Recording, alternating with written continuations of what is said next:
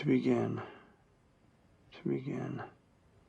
How to start. You've probably heard that the screenwriters in the Writers Guild of America have gone on strike, but many people likely don't understand the full impact of what that means for the future of the film and television industry. Hollywood could very well be permanently changed for the better thanks to the strike and its associated negotiations. However, that means fans will have to be patient, because some of our favorite shows and movies may be put on hold until a resolution is reached. But exactly which franchises will be hit the hardest, and what ripples can we expect to see in the industry in the meantime? Well, to answer that, we have to look at a combination of the WGA's requests, the studio's plans moving forward, and the history of this complicated relationship. So sit back and prop up your feet as we dive into the Writers Guild of America strike and how it could change Hollywood forever. The purpose of any strike is to apply pressure to those in charge by essentially refusing duties until certain terms are met. These terms typically revolve around better wages, better working environment, job security, or other essential elements of employment. The WGA strike means that any professional screenwriter can't work until a deal is reached with the studios. Any member of the WGA must put down their pencils and participate in the strike, or face being removed from the organization. Even writers who are not guild members are expected not to work with struck companies as an act of solidarity. If a writer is discovered to be violating this rule, they will be prohibited from joining the WGA in the future. Most people outside the film industry don't fully understand why the WGA is striking in the first place, or the pivotal role this will play in the future of film production. The main point of contention in the negotiations is streaming. The recently expired WGA contract revolves around theatrical media and has very few provisions when it comes to streaming. With streaming becoming a multi-billion-dollar industry since the last contract negotiation, writers are fighting to be compensated fairly for these money-making streaming shows. There is also the contentious topic of artificial intelligence, which has been a topic of debate in the film industry over the past few months. AI is taking over. It's a popular setup for science fiction and horror entertainment, typically depicting the rise of AI as the dooming factor to mankind's existence as we know it. And while it's no doubt entertaining to watch the war against Skynet's cybernetic terminators, or to watch Neo learn Kung Fu simply by plugging into the Matrix and downloading a training program, these aren't realistic depictions of the relationship between man and AI, at least